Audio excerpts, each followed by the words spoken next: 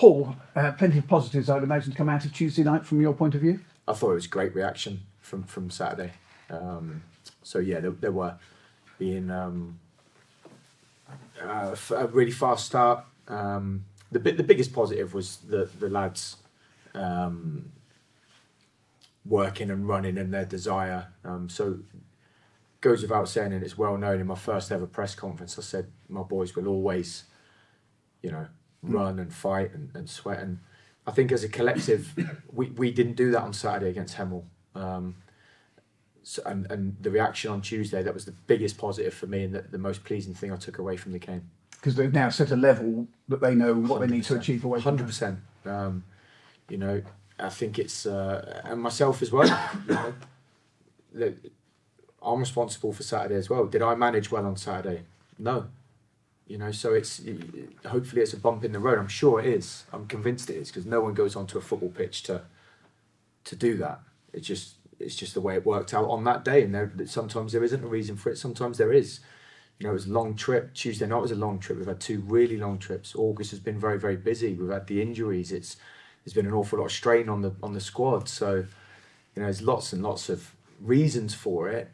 However, that doesn't mean it sat right, and it still doesn't. But Tuesday night, I was very, very proud of the players. Very proud to be their manager. Very proud to be manager of Torquay United, because I thought they showed a real, we didn't lose one tackle. I've watched the game back, we didn't lose one 50-50 tackle, and I love that.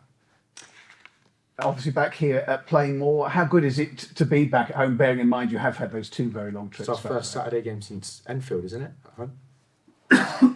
Yes, it is. Yes. Bank holiday Monday against Dover, and Tottenham was a Tuesday night, so it's we can't wait to get back out there at 3 o'clock on a Saturday. 3 o'clock on a Saturday, that's what you do, you play football. Or you watch football, or football's a part of your life, and to be back at Plainmoor for a 3 o'clock game, we can't wait. What are you expecting from Slough? Slough are a really dangerous team. They've always got pace, they've always got energy, and they have.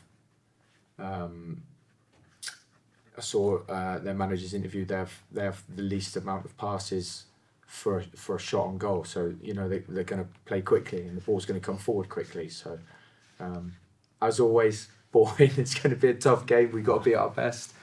The pitches that out there looks absolutely magnificent from the rain that's been on it. So hopefully we have a good afternoon. Any sign of that injury list easing? I'm hopeful. Matt Worthington will take some part in training tomorrow. Callum Dolan is back out on the grass. Think the FA Cup game against Tottenham might come a little bit too early, but hopefully the Ebbsfleet game he's available for. Dylan Morgan, it's a little bit of a grey one with Dylan. He is getting better, but not quite as quick as we would hope, but he is getting better. Sonny Lowe-Everton's making good progress. This is going to take up the whole interview. Sonny Fish is making good progress, and we've got some Nash. Bad news. He's seeing a consultant on Monday, but he's had a scan and he's actually ruptured his hamstring off of his tendon behind his knee. Really innocuous, just landed from a header. So the early prognosis is bad. So we're devastated for him. Selfishly for myself as well, because I think the fans could see how strong a player he is, how combative he is, and we really could have done with him on Saturday at Hemel. So really, really sad news for Nashi. It's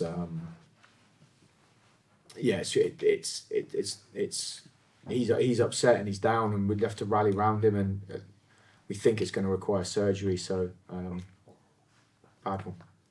And apologies if I missed this. What's the news of Matt Carson? Is he still away? Or? Matty's loan's finished. Matty's available for us now. Okay, thank you, Paul. No problem. And Josh Phillips. Am I right in thinking that he wasn't technically recalled? He obviously was recalled to play for Luton. Is he still on loan to us? Yeah, he's on loan. So he's on. So the way a loan works, the first 28 days of any loan, you can't recall a player. Right. So you can only recall a player after the 28 days. But in a youth loan, which Josh Phillips is, then the parent club have got a right to recall him for games, Right. and that's what happened. So, yeah. And is he now back with us? So he trained today, yeah. Right. Yeah. And unless Luton suddenly needed him on Saturday, he's available. He's available for the squad Saturday, Dave. Yeah. It's a little bit of a strange rule. It's a youth loan thing, isn't Yes, it? yeah. There's quite a lot of detail in those youth loans, and Yeah, I don't understand all of it. I know a couple of little important bits of it. So. Yeah.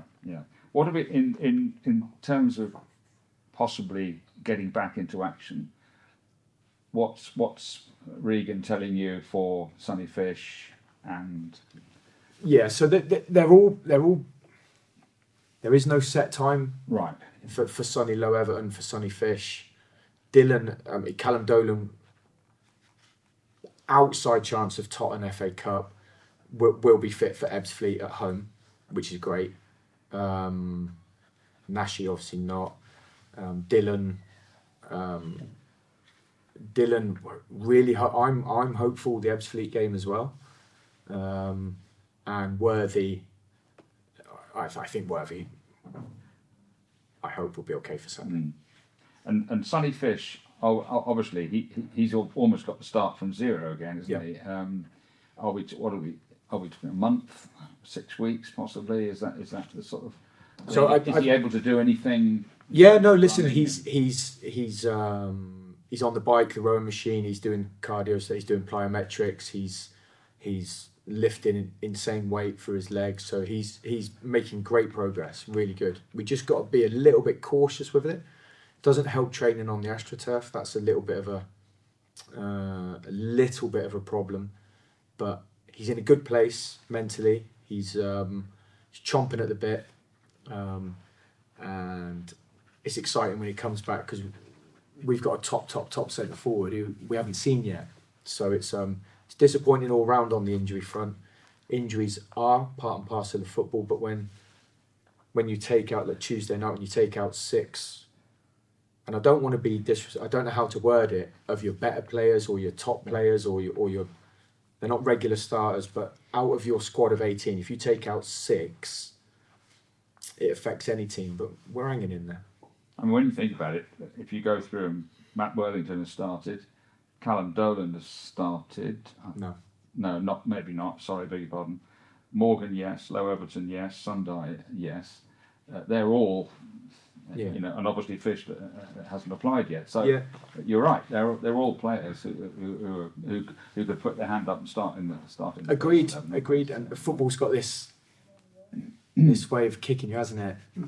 Straight, where. So it's but you have to deal with it, and it's not going to change, and it's not a case of, no team, Real Madrid, Man City, you can't carry that and all of a sudden go and sign 6 new players. It doesn't happen. So it's part of football that you don't plan for. Like I said, we got lucky last year. I'm a big believer in things balance out. We got lucky last year. This year, we're unlucky so far. But we'll be all right. And do you think as well that it was part of the struggle to get through these last few weeks? And I can't think of specifically what happened last season, but I felt as if this time of year we also had to come through a difficult spell. We drew at home to Aveley, we lost at Welling. I think there may have been an injury or two, I can't really remember. But it was almost like you almost had to it wasn't a reset because it was a different type of setup last year, wasn't it? Yeah. But this little spell, Hemel away last Saturday, the way the team responded on Tuesday night, it's almost like you often need that during a season to sort of concentrate everybody's mind. Would that be unfair? No, I don't think it's unfair at all. I think football goes like that. It's no 2 days are the same, are they? And people not involved with football, their job goes like that, and so our home form is great. Let's not get away from that. We've played 3 at home, we've played 4 away. First half at Maidstone, I was disappointed. Second half at Maidstone, I thought we were terrific, as in full endeavour and getting back in the game. Thoroughly deserved the point. Horsham, first half, we had all the ball, but we were a little bit slow, a little bit ponderous with it. And second half, we gave it a right go. Okay, Hemel, I thought we were poor for 96, 97 minutes.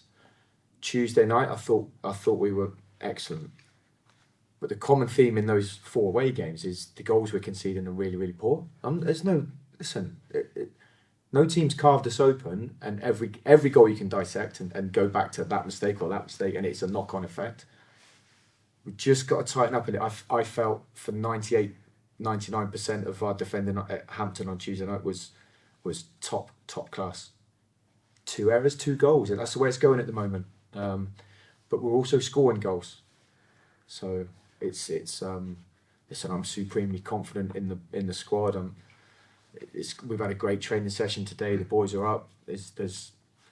I understand there's a little bit of frustration floating about. There's news for you, Torquay United aren't going to win every single game of football they play, so it's all good. There's no we're 7 games in and we're still up and around it. It's no problem. Keane Anderson came in. Yeah. Came into the changing room, and then That's the first time you met him. Yeah. So how did you feel he did? I thought he did well. He's been on our radar for a little bit. Obviously with the additions we had in midfield. Absolutely. In the summer, which was one area we were really strong. And now. Yeah. It's very difficult to meet 16, 17 new lads, go, oh yeah lads, you alright? By the way, I'm starting and let's go. He obviously misplaced his pass for the first goal, but I thought he reacted really, really well to it. And he grew into the game good. He was neat and tidy on the ball. I thought he competed. I thought he won his second balls. And he tired at the end because he's only started a couple of games for his parent club, Aldershot. So all in all, I thought he did great. He's trained today. He's good character, good lad. So we're pleased to have him. He knows where Torquay is now. He does, yeah. Is that a month? 28 days initially, 28 yeah. days. Yeah. Was that sorry, Clive? Was that as soon as you realised you were short in midfield? Was that the one player your head went to? Or? We had to act. We've got a recruitment list, Rich. Yeah. That we it was on that. it's who's available, who's not available, who fits in the budget, who doesn't fit in the budget. So there's lots of factors for it. Got a couple for you, Paul, if you Go don't on. mind. You've said in the past you're not a big one for social media, and there's always a lot of rubbish goes on there. One of the things that I've seen is that you've signed a load of players who are injury prone. I was wondering. I would imagine that you'll just knock that down and say it's nonsense. I was wondering whether that is something that you have to look at carefully in terms of injury records. The other one was going back to the defending. You said in your interview after Hampton, it's difficult to win games when you've got to score 3. Yeah. Obviously, defensively was a real strength, wasn't it, last Agreed. year? And Yeah. the personnel are the same. Yeah. So I don't know what you think's happening. Is it just individual errors, or is it people not covering the ground they should be doing in front of them? Yeah. Well, Thoughts? so the first one, obviously we do research into that. There is some players who, if they didn't have injuries, might not be available to us because they'd be playing higher. What I would say is that the Sonny Lowe, the Dylan Morgan, that's 2 tackles. Can't do anything about that. Nashi Sunderis there's no one around him. It's an innocuous challenge and he's landed funny or heavily. That you can't do anything about that. Matt Worthington's was a dead leg, which is a contact injury again. Dolan played many games last year. And pulled his thigh on the Thursday before the first game of the season, so I wouldn't say that's injury prone. Sonny Fish is the only one that maybe you could point a finger at there, but when we sign players, they all have stringent medicals and they've all passed them, no problem. And Sonny Fish's injury is on his other knee, so I get your point. I get what you're saying. It's a very easy assumption to make. It's a bit of an easy narrative to come out with, but they're not injury prone. That's the facts on the injuries. And the second one, there is human error involved in the defending, absolutely. Without I'm not going to sit here and name names. And there is individual error. Sometimes you get away with that, sometimes you don't. Last year maybe we got away with it a couple of times, and like I just said, I'm a big believer in things level out. At the minute we're getting punished for every mistake. That will change. that will change. So yeah, I take on point both your questions. So all good. And that's one game at a time, and it's Slough Saturday. But following that, you've got potentially hopefully two FA Cup games coming up in September. Okay. How high a priority is the Cup for the club and for you? Do you view it the same as any other game? The FA Cup is a good chance to get extra revenue into the club financially. So I do have to get through the Slough game first and see where we are body-wise. It's a tough tie. So away from home, which a lot of people, obviously, our away form this year hasn't been great. A lot of people saying our away form last year wasn't great. We did finish 4th in the league on away form, so it wasn't too bad. A lot of people hang on to the start of the season, the end of our season. Our away form was unbelievable, which people forget, but that's okay. We've all got short memories. But the Tottenham game, once we get through the Slough game, the Tottenham game is the next game, and I've never gone into a game of football as a player or a manager without wanting to win it. So that's my answer. And just another question. Times have been, I suppose, supposedly seen from the outside tough for you. What's Neil's role within this? Can you go to Neil? Do you go to Neil when perhaps you can't work things out for yourself and draw on his experience? I speak to Neil a lot. Always have done right through my career, not just while I've been at Torquay. So he's a man who's been there and done it a million times. So I would always tap into him for guidance or help or shoulder to cry on. And he's great. Like I say, he's been there and done it, and he's a little bit of a father figure. So it's his helps can't be underestimated.